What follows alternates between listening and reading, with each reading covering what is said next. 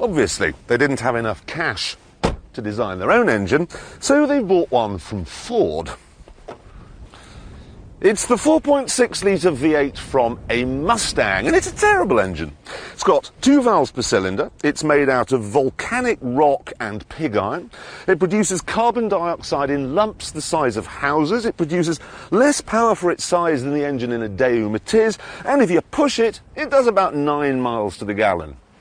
This is rubbish!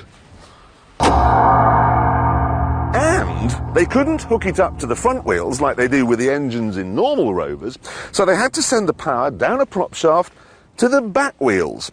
And that meant designing a new floor and new suspension. And then they really were out of money. I mean, they went through their pockets, they looked down the back of the sofa, they raided the kids' money boxes, but there was nothing left at all to change the styling. So they've ended up with a brand new car that looks exactly the same as the old one.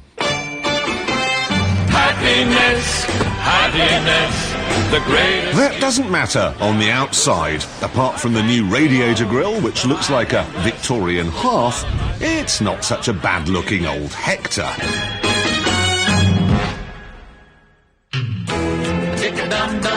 But it does matter on the inside. It's got an old-fashioned dash, old-fashioned dials, the wheel from a ship. There's not much space in the back, and now there's a thumping V8 under the bonnet. There's nowhere to put my left foot either.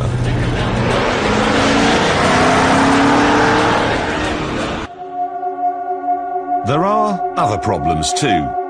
It isn't that powerful, it isn't that fast, it isn't that well equipped, and the top model costs £33,000, which is a lot. Especially as it'll depreciate as fast as last year's laptop.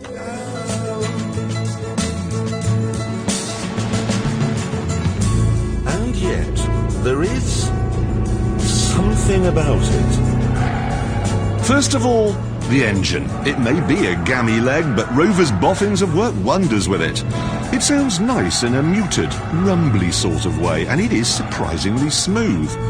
Think of it as Louis Armstrong. Only now.